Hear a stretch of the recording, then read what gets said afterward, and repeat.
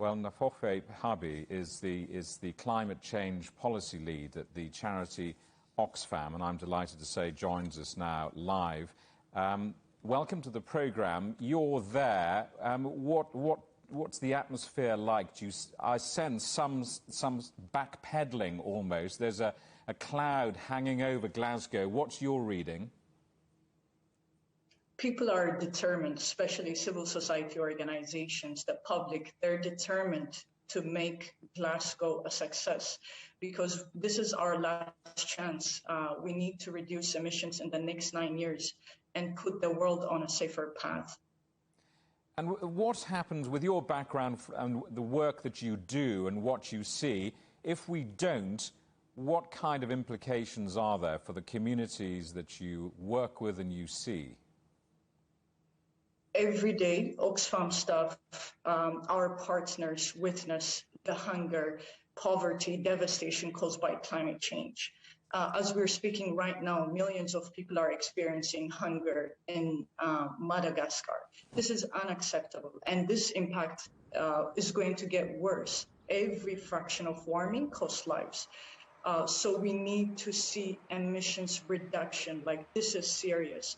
World leaders need to take concrete action to reduce emissions in the next 9 years and put the world on a safer path. Sitting as we both are in Northern Europe, it's quite easy to pretend this is something that affects countries far away. And the great challenge, surely, is to explain to Northern Europe and other communities that this is critical, urgent, and needs action from all of us now. Yes. When you look at, for instance, in Horn of Africa, like drought has been devastating. Drought somehow linked to climate change has been devastating communities. Communities don't have access to food. And this impact, again, is going to get worse if action is not taken to reduce emissions. But in addition to that, we also need much needed climate finance. Climate finance is a lifeline for communities. So wealthy countries need to provide climate finance, especially 600 billion. They committed this 12 years ago. Between 2020 and 2025, the 600 billion needs to be provided to vulnerable countries so that they can adapt to climate change. And also poor countries can reduce their emissions using this finance. It's tempting, listening to you, for people around the world to get ready to be angry at our political leaders for perhaps failing over the next week or so. But this is about also personal responsibility for all of us as individuals and consumers, isn't it?